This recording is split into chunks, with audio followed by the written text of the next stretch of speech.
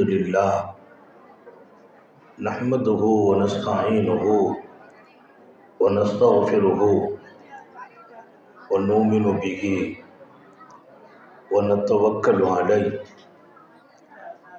ونعوذ بالله من شرور أنفسنا ومن سيئات أعمالنا من يهده الله فلا مضل له யார் பேசிக்கிட்டு இருக்கா? சவுண்ட் இல்லாமல் இருங்க. ومن يضلل فلا هادي له ونشهد أن لا إله إلا الله وحده لا شريك له ونشهد أن سيدنا ونبينا ومولانا محمدا عبده ورسوله أرسله بالحق بشيرا ونذيرا وداعيا إلى الله بإذنه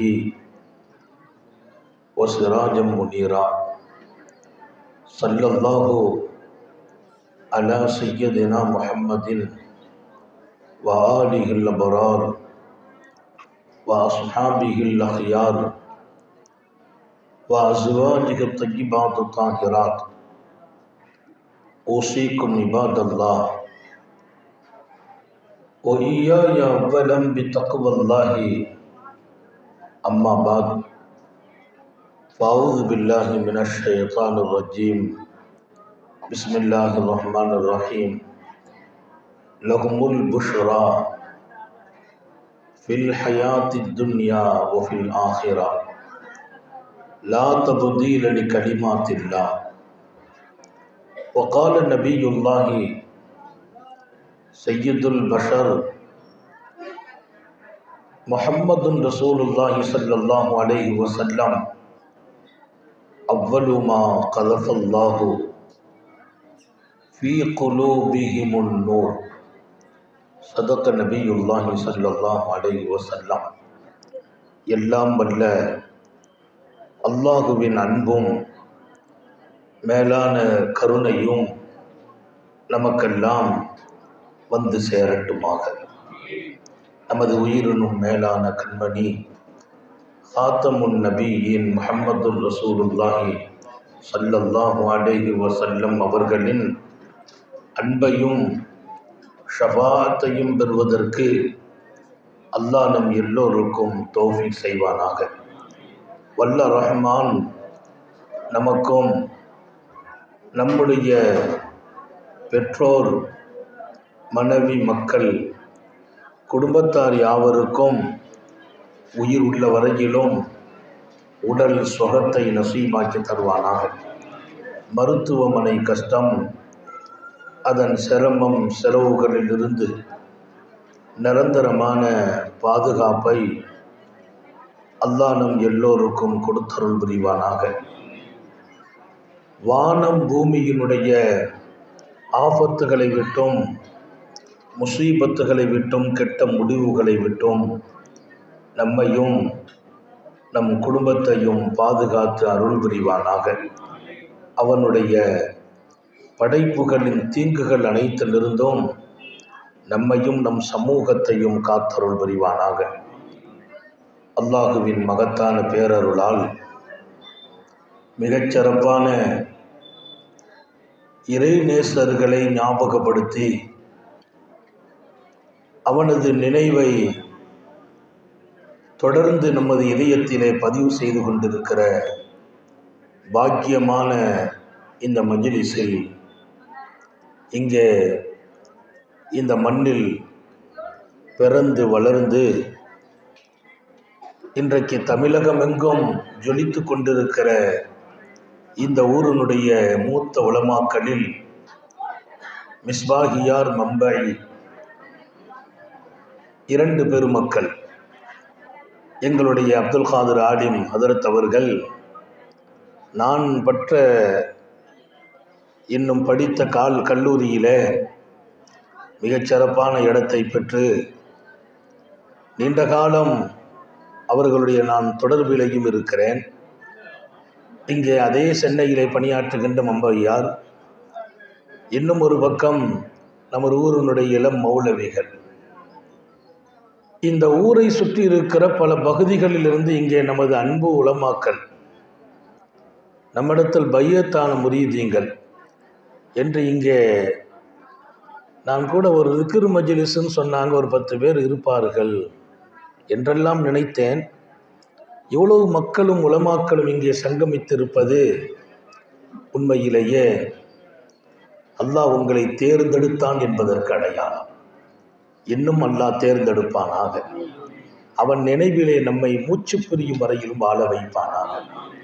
சங்கை மிக்கவர்களே, அவன் தேர்ந்தெடுத்தவர்கள் மாத்திரமே சிறக்கிறார்கள்.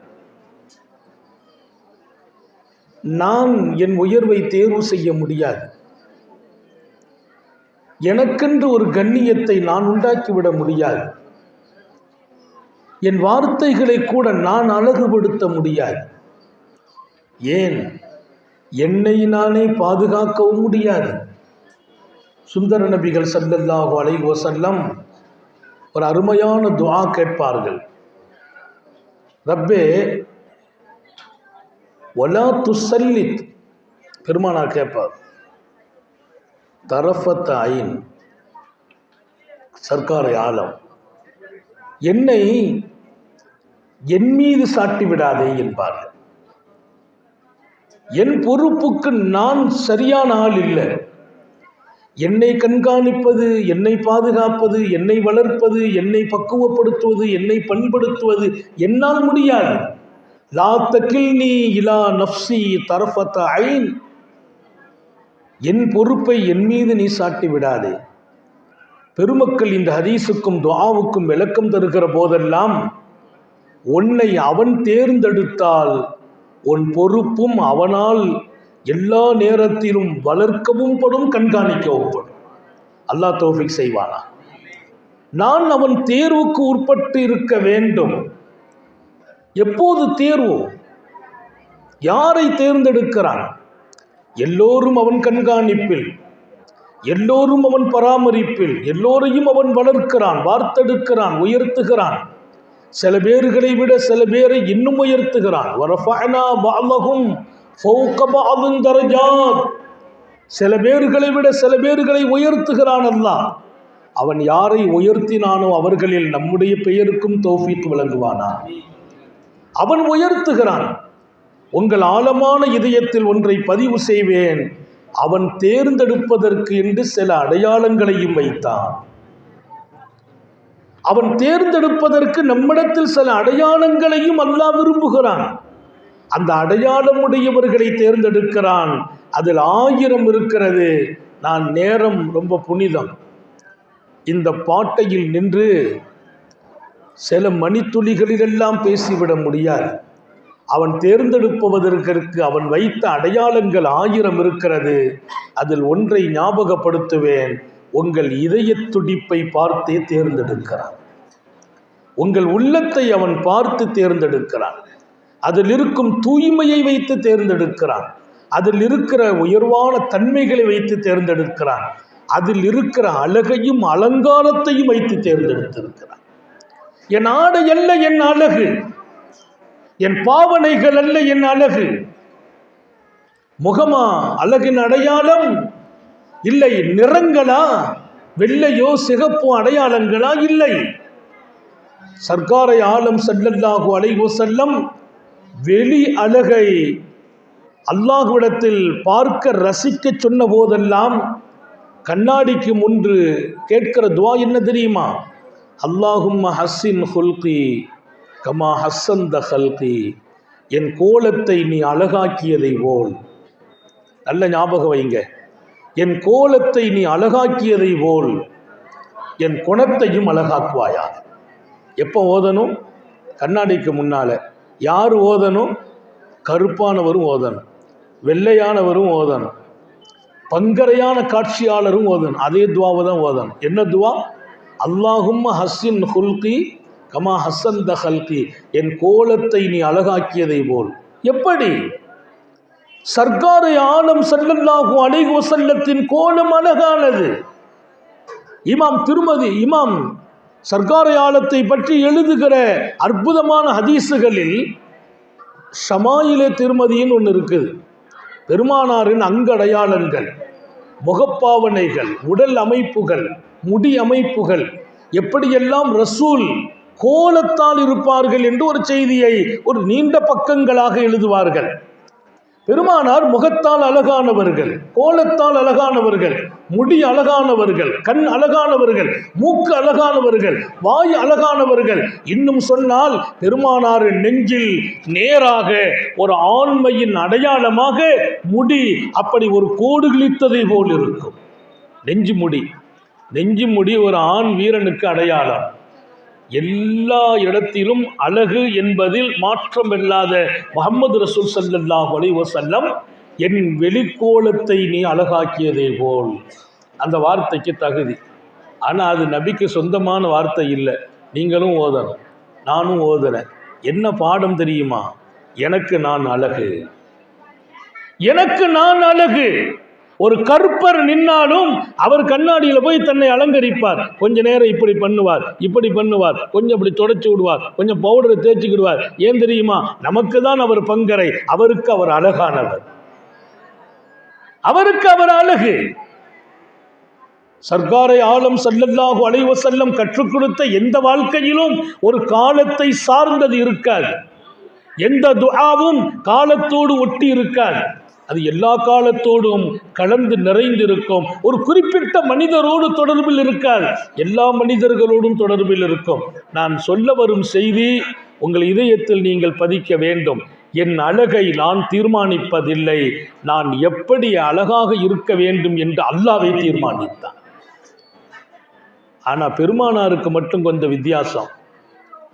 நாயகமே, தாங்கள் படைக்கப்பட்டீர்கள் எப்படி தெரியுமா? ஹுலிக்த கமா துஹிப்பு, நீங்க விரும்புகிற மாதிரி அல்லாஹ் உங்களை படைத்தான் என்பார். பெருமானாரை அல்லாஹ் படைத்த விதம் அல்லாஹ் விரும்பிய கோலம் ஒன்று இருக்கிறது. பெருமானார் எப்படி விரும்பினார்களோ நம்ம எப்படி இருக்கணும், அப்படி நீங்கள் படைக்கப்பட்டீர்களோ என்று கேட்பார் ஹஸ்ஸான் பின் சாபித். இங்கே நாம் எல்லோரையும் அவன் ஒரு அழகை கொடுத்து தீர்மானித்தான். அங்க ரசூல் சொன்ன துஆ என்ன தெரியுமா? என் உள்ளம் அழகாக வேண்டும் ரப்பே. அது எல்லாரும் கேட்கணும். எல்லாருக்கும் நம்ம அழகு, எல்லாரும் கேட்க வேண்டியது உள்ளம் அழகாக. அந்த உள்ளம் அழகானால் அங்கே அவன் நேசர்கள் தேர்ந்தெடுக்கப்படுகிறார்கள். வலிமார்கள் தேர்ந்தெடுக்கப்படுகிற 1000 தகவலில் இதய தூய்மையே முதன்மையானது.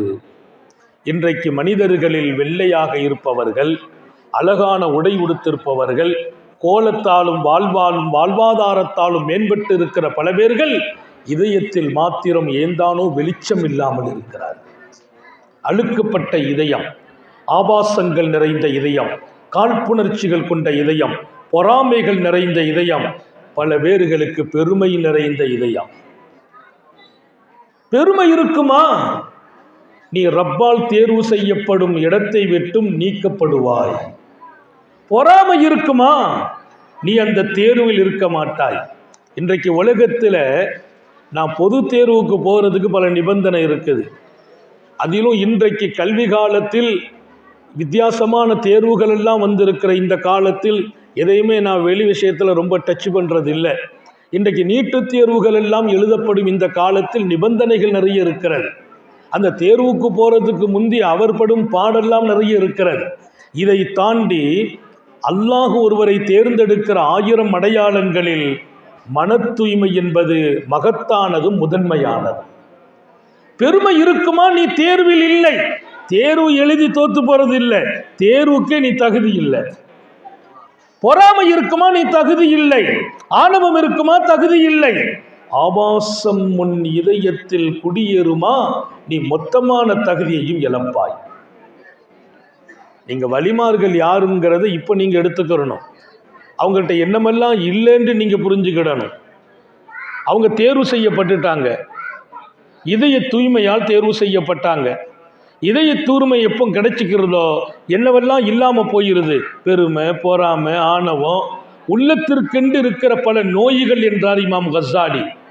இவைகளெல்லாம் அம்ராதுல் குலூப் என்கிறார், மனம் சார்ந்த நோய்கள்.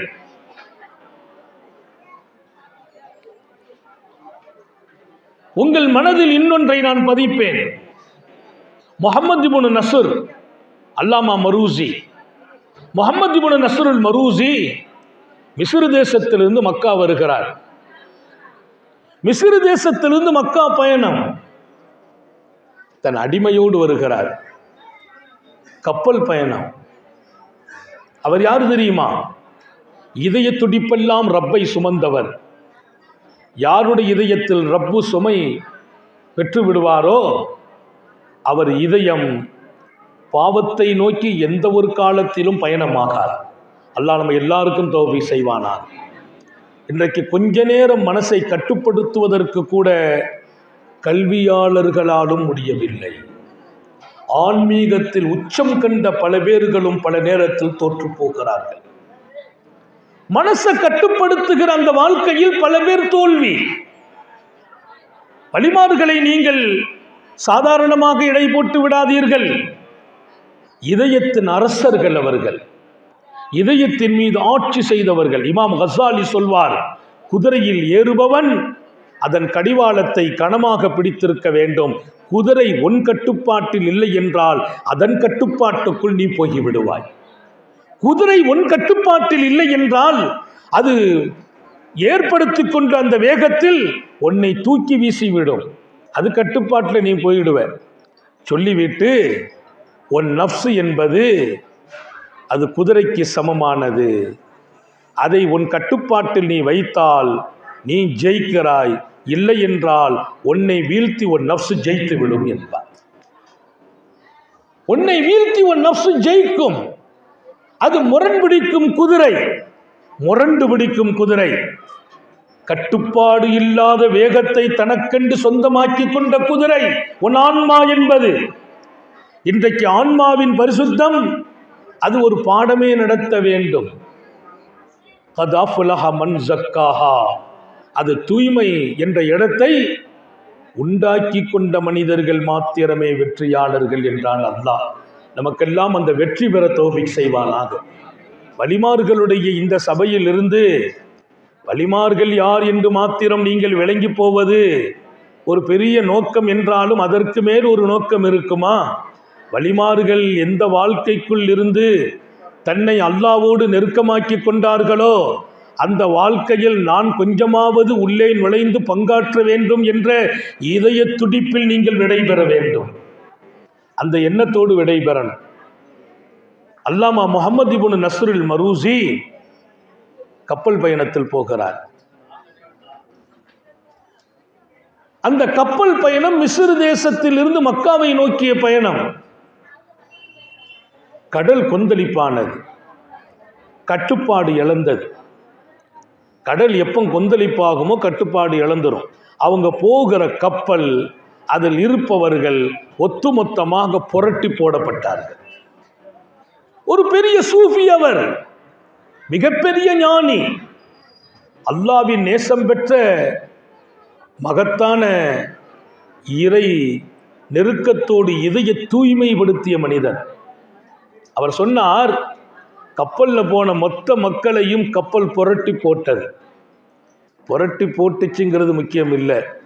கப்பல் தலைகீழாக புரண்ட போது நான் கடலுக்கு மேல் வந்தேன். என் அடிமை, என்னோடு கூட்டு போன அடிமையும் கடலுக்கு மேல் வந்தால் ஆச்சரியம் என்ன தெரியுமா? எங்களோடு பயணித்த யாரும் கப்பல் புரட்டி போட்ட பின்னால் தண்ணிக்கு மேல் நான் யாரையும் பார்க்கவில்லை. புரட்டி போட்ட பின்னால் யாரையும் பார்க்கவில்லை. ஒரு பெரிய ஷேக், சூஃபி மகான் தன் சீடரை அழைச்சிட்டு வர்றார். ஒரு பெரிய சூஃபி, ஒரு பெரிய ஷேக், அவங்க தன் சீடரை அழைத்து வருகிறார். அங்கே காட்டு வெள்ளம் கரை புரண்டு ஓட அதை கடக்கணும். அவர் கடக்கும் போது பார்க்கிறார், தண்ணி காலுக்கு தான் இருக்குது, கரண்ட காலுக்கு தான் தண்ணி கிடக்குது. சீடர் பின்னால் வந்தவர் பார்த்தார், கொஞ்சம் தண்ணி தானே, அவரும் இறங்கினார். அந்த தண்ணீரில் ஒரு பெண் கிடந்து அப்படியே துடிச்சிட்டு கிடக்கிறார். சூஃபி மகான் அந்த பெண்ணை தூக்கி தன் புஜத்தில் போட்டுக்கிட்டாங்க. நல்லா கவனிக்கணும். இந்த வாழ்க்கை ஒரு வித்தியாசமானது. இன்னொரு பக்கம் சாலிஹீங்களை நாம் சரியாகவே அடையாளம் கண்டு கொள்ளவில்லை. வழிமாறுகள் குறித்து நாம் இன்னுமே சரியாக விளங்கவில்லை. அந்த பெண்ணை தூக்கி தன் புஜத்தில் போட்டுக்கிட்டார். பின்னால் வந்த சீடர் அவர் கல்பு மௌத்தா போயிட்டு, நம்ம ஷேഖை எவ்வளோ பெரியவங்களா நினைச்சோம், தண்ணியில் கிடந்து விளையாடிட்டு கிடக்கிற பெண்ணை, அந்நிய பெண்ணாச்சே, அதை தூக்கி தான் புஜத்தில் போட்டு கொஞ்சுறாங்களே என்று இவர் மௌத்தாயிட்டார் கல்புல. இன்னைக்கு நாம் உயர்ந்து வருகிற போதெல்லாம் சாலிஹீங்கள் மீது, வழிமார்கள் மீது, நாதாக்கள் மீது, உலமாக்கள் மீது, அல்லாவின் அன்பர்கள் மீது நம்முடைய மனசில் இது போன்ற எண்ணங்கள் நம்முடைய இறை நெருக்கத்தை விட்டு மீண்டும் மீண்டும் நம்மை தூரப்படுத்தி கொண்டே போகிறார். அவர் இதயத்தால் மௌத்தாகிறார். என்ன மௌத்து? ஒரு பெரிய ஷேகாச்சே, அந்நிய பெண்ணை தூக்கி புஜத்தில் போட்டுட்டாங்களே. கரை கடந்தாங்க. கடந்து அந்த பக்கமாக கொண்டு அந்த அம்மாவை இறக்கி விட்டாங்க. இறக்கி விட்டுட்டு அந்த அம்மா கொஞ்ச நேரத்தில் தெளிவாயிட்டு ஷேഖு போயிட்டாங்க. இவர் பின்னால் போகிறார். ஷேഖுக்கு இவர் செய்கிற ஹிதுமத்தில் கொஞ்சம் பலகீனம் ஏற்படுது. இவருக்கு ஷேഖை விழுந்து விழுந்து கவனித்தவர் கொஞ்சம் பலகீனமாகிறார். இவர் மனசு பூரா எப்படி வந்து போச்சு, நாம் நினைச்ச ஷேഖ் அல்ல இவங்க அந்நிய பெண்ணை தூக்கி வச்சுட்டாங்க, அந்த பொண்ணை தூக்கி கொண்டு வந்தால் இவர் எப்படி அல்லாஹ்வுடையவராக இருப்பார், ரசூலுடையவராக இருப்பார், இவர் சரியான ஆள் இல்லை அப்படிங்கிற ஒரு எண்ணம் மனசில் கடந்து உருளை. கேட்கல, ஷேக்கிடவே கேட்கணும் இல்லை, கேட்கல. ஒரு நாள் கழிஞ்சிச்சு. 2வது நாள் அவர் மனசில் வச்சுக்கிட முடியல, கேட்டுட்டார். 2வது நாள் கேட்குறார். ஷேக்கிட்ட எனக்கு ஒரு சந்தேகம் இருக்குது. அவங்க சொன்னாங்களாம், அது இன்னைக்கு இல்லையா 2 நாளாக இருக்குதுன்னாங்களாம். எனக்கு ஒரு சந்தேகம் இருக்குது. இவர் ஆரம்பித்த உடனேயே அது 2 நாளாக இருக்கப்பா அப்படின்னாங்க. அப்போவுமே இவர் கொஞ்சம் அந்த வார்த்தை ரொம்ப வித்தியாசமாக இருந்துச்சு. சொல்லுப்பா. இல்லை, நேற்று அந்த ஆற்றுல விளையாடிட்டு கிடந்த ஒரு கன்னி பெண்ணு, சின்ன பிள்ளை கூட இல்லை, பருவம் வந்த பெண்ணு, அதை தூக்கி நீங்கள் புஜத்தில் போட்டு கொண்டு வந்தீங்களே, அது ஷரியத்த விஷயத்தில் எனக்கு ரொம்ப மனசங்கடமாக இருக்குது. அவங்க உடனே சொன்னாங்களாம், நீ என்னை விட மோசமான ஆளாக இருக்கியப்பா, நேற்று தூக்கி வந்து 10 நிமிஷத்துலேயே அந்த பெண்ணை இறக்கிட்டேனே, இன்னும் நீ கல்புல அவளை சுமந்துட்டு இருக்கேன்னா. அந்த பெண்ணை நான் புஜத்தில் தான் சுமந்தம்பா, புஜத்தில் தான் சுமந்தேன், 10 நிமிஷத்தில் கொண்டு கரையில் போட்டுட்டேன். நீ 2 நாளாக அவளை கல்புல வச்சு உட்காந்துருக்கியே, உன் கல்புல 2 நாளாக வச்சுருக்கிறியப்பா அப்படின்ன ஒன்று அவர் ரொம்ப திகைச்சு போயிட்டார். அவங்க சொன்னாங்களாம், ஷேഖு கொஞ்சமாவது சாலிஹீங்களை நீ புரிஞ்சுக்கிட்டியா? நம்ம போன தண்ணியில் அந்த அம்மா விளையாடலை, அது காட்டு வெள்ளம் அடித்து செல்கிறது. அந்த அம்மாவை அந்த ஆறு அடித்து வந்திருக்கிறது. அவள் பல மைல்களுக்கு அப்பால் குளிக்க வந்த பெண் வெள்ளத்தில் அடி புரண்டு போகிறாள். அவள் அடித்தது தவறு அல்ல, விளையாட்டு அல்ல, அவள் உயிரை போராடி போகிறாள். நான் அவளை தூக்குனேன். எனக்கு அல்லாஹ் தன் கருணையால் அந்த அடித்து போகும் வெள்ளத்தை எனக்கு அதை கட்டுப்படுத்தி கரண்டைக்கு கீழ் ஓடுமாக ஆக்கினான். அந்த தண்ணி எனக்கு கரண்டைக்கு கீழே ஓடுச்சு, ஆனால் அது கரண்டைக்கு கீழே ஓடல, பெண்ணம்பெரிய பனைமரத்தை கூட நனைத்து போகிற வெள்ளம் அது. என் கூட வந்ததுனால ஓங்காலையும் அல்லாஹ் கரண்டைக்கு ஓட வச்சான். இல்லை நேத்தே நீ எங்கேயோ போய் மௌத்தா போயிருப்பேன்னாங்க. என் பின்னால் வந்த பரக்கத்து உனக்கு அந்த வெள்ளம் கரண்ட காலுக்கு கீழே கிடந்துச்சு தண்ணி. எனக்கு கொடுத்ததே அல்லாஹ் உனக்கு கொடுத்தான். நல்லா கவனிச்சுக்கங்க. சூஃபிகள், சாலிஹீங்கள், ஷேகுமார்கள் அவர்களின் தொடர்பு உலகத்தினுடைய பெரிய சோதனையிலிருந்தும் நம்மையும் சேர்த்து பாதுகாக்கிறது. அல்லாஹ் தௌஃபீக் செய்வானாக. ஷேഖினுடைய அழகான ஒரு தொடர்பை முரீது பெறுவாரையானால் ஷேഖினுடைய வெளிரங்கத்தை பார்க்கக்கூடாது. ஒரு ஷேഖு சுபு தொழாமல் தூங்குறாங்கன்னா ஐயோ ஷேഖு தொழலன்னு நினைக்கக்கூடாது. ஷேഖு தஹஜ்ஜத்து தொழாமல் தூங்குறாங்களேன்னு நினைக்கக்கூடாது. ஷேഖினுடைய தூக்கத்துக்கு பின்னாலும் அல்லாவின் உச்சபட்சமான நினைவு ஹயாத்தாகி கொண்டிருக்கும். வெளிரங்கத்தில் அவங்க தொழல, உனக்கு தெரியாது. அவங்க ஆல்ரெடி தொழுதுகுட்ட பின்னால் படுத்திருப்பார்கள். எத்தனையோ இருக்கிறது. சூஃபிகள் எழுதுவார்கள், இங்கே மாசுபட்ட எண்ணங்களால் நாம் கரை சேர முடியாத இடத்தில் வாழ்ந்து கொண்டிருக்கிறோம். அந்த எண்ணங்களை மண்ணடியில் புதைத்து விட்டதால் கரை சேர்ந்த போது அல்லாஹ் தேர்ந்தெடுத்தவர்களை வழிமார்கள். கரை சேர்ந்த போது அல்லாஹ் தேர்ந்தெடுத்தான். இங்கே நான் சொன்னேன், அல்லாமா முஹம்மது இப்னு நஸ்ருல் மரூசி மக்காவின் பயணம், கப்பல் புரண்டு போகிறது. கப்பலுக்கு கீழே போனவங்க யாரும் எழுந்திருக்கல, தண்ணிக்கு மேலே மிதக்கிறாங்க. யார்? முஹம்மது இப்னு நஸ்ருல் மரூசி மிதக்கிறாங்க. அவங்க சொன்னாங்க, நான் மிதக்கிறேன், யாரையும் காணல, அல்லாஹ் கருணை காட்டினான், என் கூட வந்த என் அடிமையும் மிதந்தாள். என் அடிமை மிதக்கிறார். அந்த சொஹபத்துங்கிறது ஒரு பெரிய விஷயம். சாலிஹீங்களின் தொடர்பு சர்க்காரை ஆலம் ஸல்லல்லாஹு அலைஹி வஸல்லம் சொன்னாங்க, ஒரு மனிதன் சொர்க்கவாசி என்பதற்கு 1000 அடையாளங்களில் 4 அடையாளம் முக்கியம். அர்பஅத்துன் மின் ஸஆதத்தில் மரு, ஒரு மனிதன் சீதேவி என்பதற்கு 4 அடையாளம். சீதேவினாலே சொர்க்கவாசின்னு அர்த்தம். கொஞ்சம் கவனம் இங்கே இருக்கட்டும். நீங்கள் வெளியில் பார்க்கறது கொள்றதெல்லாம் கொஞ்சம் அவாய்ட் பண்ணிட்டீங்கன்னா, நான் ஒரு 5 நிமிஷமோ 7 நிமிஷமோ அல்லது 15 நிமிஷமோ 20 நிமிஷமோ உங்கள் கவனம் இருக்கிற வரைக்கும் பேசுவேன். எனக்கும் தெரியும் எந்த நேரத்தில் முடிக்கணுண்டு. உங்கள் மனதிலே பதித்து சொல்வேன், பெருமானார் ஸல்லல்லாஹு அலைஹி வஸல்லம் 4 விஷயம் ஒரு மனிதன் சீதேவி என்பதற்கு அடையாளம். அர்பஉன் மின் ஸஆதத்தில் மரு. ஸஆதத்துனா என்ன? சீதேவினா என்ன? வஅம்மல்லதீன சுஇது ஃபஃபில் ஜன்னா.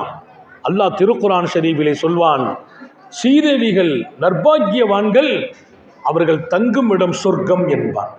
அப்படியானால் நீ சொர்க்கவாசியாகுவதற்கு 4 அடையாளம். அல்லாஹ் நம்ம எல்லாருக்கும் தௌஃபீக் செய்வானாக. அதில் ஒன்று, ஒரு ஜௌஜத்துஹு சாலிஹா, அவர் கரம் பிடித்த மனைவி சீதேவித்தனமான பாக்கியமுள்ள பெண்ணாக இருப்பாள். அல்லாஹ் நமது வீட்டு பெண்களை அப்படி ஆக்கி வைப்பானாக. நம்ம கரம் பிடித்த மனைவி அல்லாஹ்வின் அருள் பெற்ற பெண்ணாக இருப்பாள். நல்ல ஞாபகம் வையுங்கள், உங்கள் மனைவி பாக்கியமான பெண்ணா, நீங்கள் சொர்க்கவாசி. நீ சொர்க்கம் போகணுமா, சீதேவியான பெண் உனக்கு மனைவியா அமையணும். அல்லாஹ் நமக்கு தௌஃபீக் செய்யட்டும். தௌஃபீக்னா இருக்கிற பெண்ணை அப்படி ஆக்கி வைக்கட்டும். புதுசாக ஒரு ஆமீன் வந்துடக்கூடாது இல்லையா? நம்ம மனைவி சீதேவியா மாறணுமே தவிர இனி எங்க போய் சீதேவியை தேடுறது? சுந்தர நபிகள் ஸல்லல்லாஹு அலைஹி வஸல்லம் சொன்ன வார்த்தை, ஜௌஜத்துஹு சாலிஹா, அவர் மனைவி சீதேவி என்றார்கள். காபாவுல தவாஃபு செய்கிறோம். தவாஃபில் நிறைய துவாக்கள் இருக்குது. துவா ஒப்புக்கொள்ளப்படுகிற மிக மிக விசேஷமான இடங்களில் ருக்குன யமானி ஹஜ்ருல் அஸ்வதுக்கு மத்தியில் உள்ள இடம். ருக்குன யமானின்னு இருக்கு பாருங்க, இது ஒரு கல், சொர்க்கத்தில் இருந்து வந்த கல். இந்த மூலையில் இருக்கிறது ஹஜ்ருல் அஸ்வத், அது சுவனத்துக்கல். இந்த ரெண்டும் சுவனத்திலிருந்து பாபா ஆதம் அலைஹிஸ்ஸலாம் கொண்டு வந்தார்கள் என்று வரலாற்றினுடைய ஆழம் சொல்லும். இந்த கல்லிலையும் பெருமானார் கையை காட்டி முத்தமிடுவாங்க. ஹஜ்ருல் அஸ்வத முத்தமிடுறாரு. இந்த 2 கல்லுக்கு மத்தியில் 2 காபத்துல்லாவின் மூளைக்கு இடையே நாம தவாஃபில் ரப்பனா ஆத்தினா ஃபித் துன்யா ஹஸனான் ஓதன், இந்த உலகத்தில் நற்பாக்கியத்தை கொடு ரப்பே, நாளை மறுமையிலும் நற்பாக்கியத்தை கொடுன்னு கேட்கணும். இந்த ரப்பனா ஆத்தினா ஃபித் துன்யா ஹஸனானா என்ன அர்த்தம்? உலகத்தில் நற்பாக்கியம்னா என்ன? திருக்குர்ஆனுக்கு விளக்கம் சொல்ல 10,000 பேர்கள் உருவானாலும் இவர்களின் தலைமையில் இருந்தவர்கள் அப்துல்லா இப்னு அப்பாஸ் ரயீசுல் முஃபஸ்ஸிரீன். திருக்குர்ஆனுக்கு விளக்கம் சொல்பவர்களிலெல்லாம் தலைமைத்துவம் பெற்றவர்கள். அவங்க சொன்னாங்க, உலகத்தில் நற்பாக்கியம் என்றால் மர்அத்து சாலிஹா, நல்ல மனைவி அமைவது என்றார். உலகத்தில் நற்பாக்கியம் என்றால் நல்ல மனைவி. ரப்பனா ஆத்தினா ஃபித் துன்யா ஹஸனா, எனக்கு நல்ல மனைவியை நசீபாக்கு என்று எழுதுறாங்க. இப்போ ரசூல் ஸல்லல்லாஹு அலைஹி வஸல்லம் அல்லாஹுவோடு நான் என்னை முழுக்க முழுக்க ஐக்கியமாகி கொண்டிருக்கிற அந்த ருக்குன யமானிக்கும் ஹஜ்ருல் அஸ்வதுக்கும் இடையே அந்த துஆவை கேளுங்கிறாங்க. யா அல்லாஹ், ஒரு பாக்கியம் நிறைந்த மனைவியை தருவாயாக. ஏன் தெரியுமா? என் மனைவி பாக்கியமானவளாக ஆகிவிட்டால் என் மார்க்கமும் என் உணர்வும் என் சிந்தனையும் அல்லாவின் நினைவில் பசுமையாகிவிடும். நான் ஒரு பெரிய மார்க்கம் உள்ள ஆளாக இருந்தாலும் வீட்டம்மா சரியில்லைன்னா டோட்டலாக எல்லாம் காலியாக போயிடும். அவங்க சரியாக இருக்கணும், அதுதான் பெரிய பாக்கியம். எத்தனை வழிமார்கள், எத்தனை நபிமார்கள், அவங்க மனைவி சரியில்லாதனால அவங்க பட்ட சிரமங்கள்.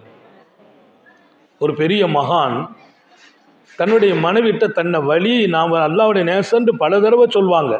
அந்த அம்மா சொல்லுவாங்கல்ல, நீங்கள் என்ன பெரிய அவுளியா, அந்த அவுளியாவை பாருங்க மேலே பறக்கிறாங்க, இந்த அவுளியாவை பாருங்க ஆற்ற கிடக்கிறாங்க.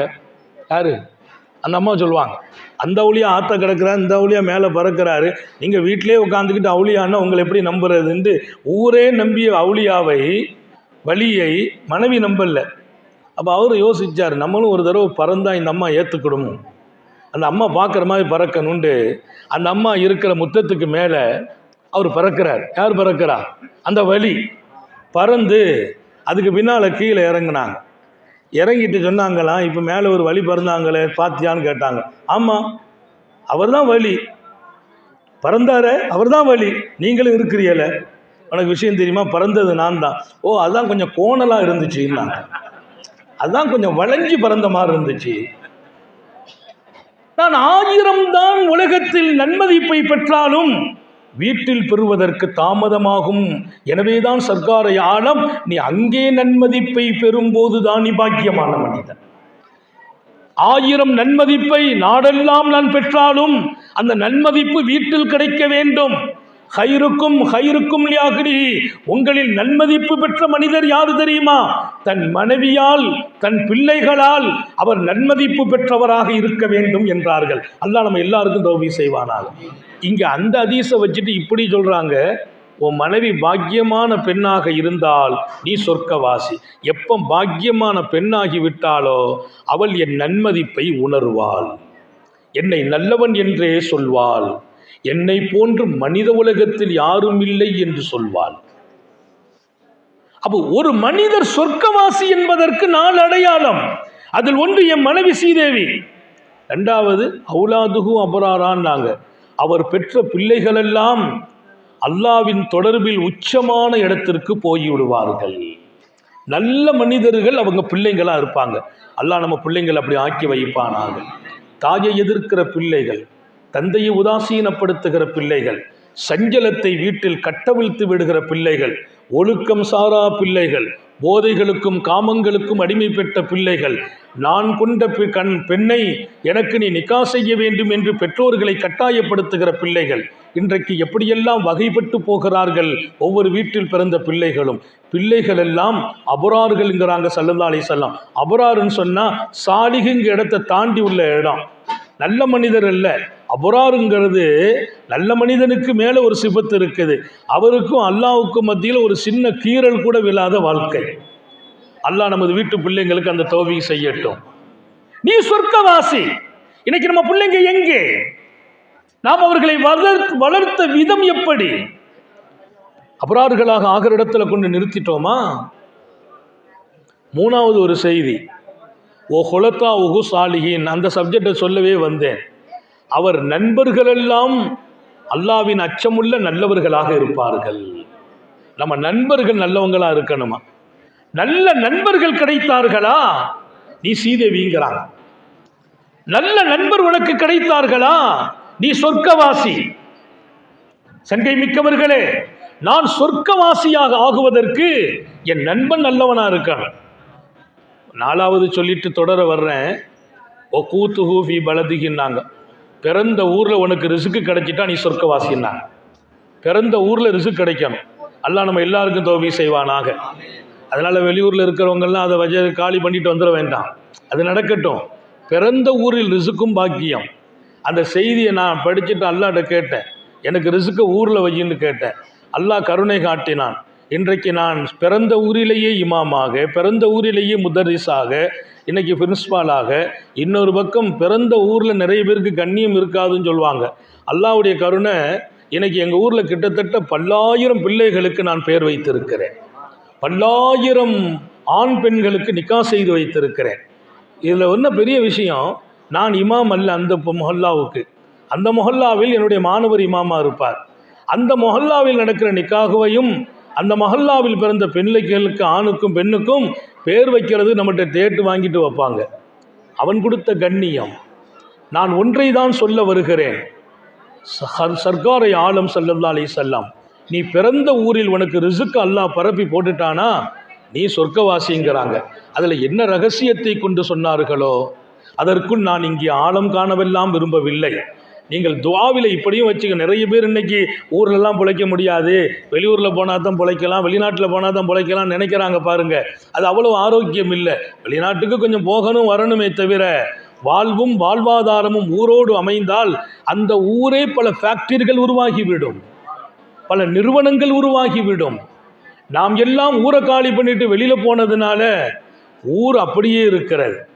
இந்த ஊர் ஒரு பெரிய மிகப்பெரிய நகரமாக கூட மாறலாம். எப்போது இந்த ஊரில் பிறந்தவர்கள் இந்த ஊருக்காகவே உழைத்து விடுவீர்களேயானால், அப்படி ஒவ்வொரு கிராமமும் அதை நோக்கமாக கொண்டு கூட உத்தம நபிகள் ஸல்லல்லாஹு அலைஹி வஸல்லம் சொல்லியிருப்பார்களோ. நான் சொன்னேன் ஒரு செய்தியை, இன்னும் சில மணி துளிகளில் முடிப்பேன். சையதுனா முஹம்மது இப்னு நஸ்ருல் மரூசி தன் செய்தியை இப்படி முடிக்கிறார். நான் கப்பல் கவிழ்த்த போது கீழே போனவர்களில் நான் இல்லை, நான் மேலே வந்துட்டேன். நான் மேலே வந்ததல்ல, என் தொடர்பில் இருந்த என் அடிமையும் வந்தால். அதான் நல்லவங்களுடைய தொடர்பு. கரை ஒதுங்கினோம், ஒரு தீவில் போய் உட்கார்ந்துட்டோம். அந்த தீவில் மனிதர்களே இல்லை. வழிமாறுகள் எங்கே போனாலும் மனிதர்களே இல்லாவிட்டாலும் அவர்களோடு அல்லாஹ் எப்போதும் இருக்கிறார். தீவில் போய் உட்கார்ந்துட்டேன். எனக்கு தாகம் வந்துச்சு. நான் ஒரு முடிவுக்கு வந்தேன், அல்லாஹ் எல்லாத்தையும் கடலில் அழிச்சிட்டு நம்மளை இந்த தீவில் கொண்டு உட்கார வச்சு மூத்தாக்க போகிறான். தாகம் தாங்காமல் என் அடிமையின் மடியில் படுத்து நான் களிமா சொன்னேன். அல்லாவின் தர்பாரை பார்த்தேன். சொர்க்கம் என் கண்முன்னால் தெரியுமா, தெரிந்தால் மௌத்து வந்து விட்டது என்று உணர்ந்தேன். அந்த நேரம் தாகத்திற்கு முடிவில்லாத தாகத்தை நான் அடைந்து கொண்டிருக்க என் அடிமை பெண்ணின் மடியில் படுத்து களிமாவையும் குர்ஆனையும் என் கண்முன்னால் கொண்டு வர உத்தம நபியை பார்க்கும் உணர்வுக்கு நான் போக, அந்த நேரம் என் பக்கத்தில் ஒருவர் கூஜாவை கொண்டு வந்து என்னை உசுப்பினார். எழுந்திரி என்றார், எழுந்திரித்தேன். தண்ணீரை கொடுத்தார், குடி என்றார், குடித்தேன். சுபஹானல்லாஹ், அந்த தண்ணி போல் என் வாழ்க்கையில் எப்போதும் குடித்ததில்லை. அது தண்ணீரா அல்லது அது வேறு வகையான பானமா? அத்தனை சுவை. ஆச்சரியம் என்ன தெரியுமா? என் தாகம் தணிந்தது என்று நான் நிறுத்த முடியுமா? என் பசியும் தீர்ந்தது. தாகம் தணிந்தது, பசியும் தீர்ந்தது. அடுத்த நிமிடம் பூஜாவை முடிச்சுக்கணும். மிக்கவர்களே, நான் நிறைவுபடுத்துகிறேன். அந்த தண்ணீரை போல் நான் குடித்ததும் இல்லை. என் தாகத்தை மாத்திரமா தணித்தது, என் பசியையும் போக்கியது. நான் வியந்து போய் எழுந்திரித்து அவரை கையை பிடிக்க முனைந்தேன். வந்தவரே காணாமல் போனார். அவர் யாரென்றும் தெரியவில்லை. வந்தார், நின்றார், தந்தார், விடை பெற்றார். என் கண் முன்னால் அவரை பார்க்கவில்லை. என் மௌத்து வரைக்கும் அவர் முகம் என் கண்ணில் இருந்தது. ஆனால் அவரை காணவே நசீபு கிடைக்கவில்லை. அல்லாஹ்வின் நினைவில் இதயம் தூய்மையானால் என்னுடைய வாழ்க்கையை இன்றைக்கு சொல்லி முடிக்கிறேன். இங்கே வழிமார்களாக வாழ்ந்து கொண்டிருப்பவர்கள் தன்னை பரிசுத்தமாக்கி விட்டார்கள். பரிசுத்தமாக்கும் போது அல்லாஹ் இங்கே குடியேறுகிறான். அவன் இருக்கும் இடமாக நமது கல்பு மாறி போகிறது. நிம்மதி பெறுகிறோம், சந்தோஷம் அடைகிறோம். கேட்டதையெல்லாம் கொடுக்கிறான். இக்கட்டான நிலையில் அகப்பட்டு கொண்டால், சோதனையில் மாட்டிக்கொண்டால் அவனே உதவி செய்கிறான். அந்த கடலிலும் காப்பாற்றினான். தீவில் உட்கார்ந்தவருக்கு தாகத்தில் மரணம் வரும்போது தண்ணீரை கொடுத்து ஹயாத்தாக்கினான் அல்லாஹ். எனவே இதயத்தை தூய்மையாக்குவோம், பரிசுத்தமாக்குவோம், அழுக்குகளை நீக்குவோம். பெருமை, பொறாமை, காழ்ப்புணர்ச்சி போன்ற ஆபாச எண்ணங்களை எல்லாம் அழித்து விடுவோம். அல்லாஹுவின் அன்பில் நடைந்தால் நாமும் வழி என்ற பட்டியலில் அல்லாஹ் சேர தௌஃபீக் செய்வானாக. சோதனைகளிலிருந்து பாதுகாப்பானாக, கெட்ட முடிவுகளிலிருந்து பாதுகாப்பானாக. விடும் மூச்சும் எழும் பேச்சும் அவன் சிந்தனையாக்குவானாக. ஓடும் இரத்தமும் அவன் அன்பும் இஷ்கும் கலந்து ஓட வைப்பானாக. நாம் பெற்ற பிள்ளைகளை கண்குளிர்ச்சியாக்கி வைப்பானாக. நமது பிள்ளைகளின் இல்மிலும் ஈமானிலும் அமலிலும் ரிசுக்கிலும் அல்லாஹ் பரக்கத் செய்வானாக. நமது பிள்ளைகளுக்கு உரிய காலத்தில் பொருத்தமான ஜோடிகளோடு திருமணங்களை நசீபாக்குவானாக, குழந்தை பாக்கியங்களை தருவானாக, சொர்க்கத்திலும் அல்லாஹ் அந்த வாய்ப்பை தொடரச் செய்வானாக. நீண்ட நெடிய நாட்கள் நோய் நொடிகள் இல்லாமல் உடல் ஆரோக்கியத்தோடு மன நிறைவோடு இன்பத்தோடு அல்லாஹுவை நின்று வணங்கி வழிபட்டு வாழும் நசீபையும் பாக்கியத்தையும் எல்லாம் அல்லாஹ் உங்களுக்கும் எனக்கும், நம்மை ஈன்றெடுத்த தாய் தந்தையர்களுக்கும், நமது மனைவி மக்கள் உற்றார் உறவினர் யாவருக்கும் கொடுத்தருள் புரிவானாக. நமது உயிரினும் மேலான கண்மணி ஹாத்தமுன் நபியின் முஹம்மதுர் ரசூலுல்லாஹி ஸல்லல்லாஹு அலைஹி வஸல்லம் அவர்களை கனவிலும் நனவிலும் கண்டுகளிக்கும் பெரும் பாக்கியத்தை அல்லாஹ் நம் எல்லோருக்கும் கொடுத்தருள் புரிவானாக என்ற நல்ல துஆக்களோடு உங்கள் எல்லோருடைய துஆவை ஆதரவைத்து, குறிப்பாக உலமாக்களின் உயிரோட்டமான துஆவை ஆதரவைத்து என் வார்த்தைகளை நிறைவுபடுத்துகிறேன். வாஹிரு தஅவானா அல்ஹம்துலில்லாஹி ரப்பில் ஆலமீன். அஸ்ஸலாமு அலைக்கும் வரஹ்மத்துல்லாஹி வபரகாத்துஹு.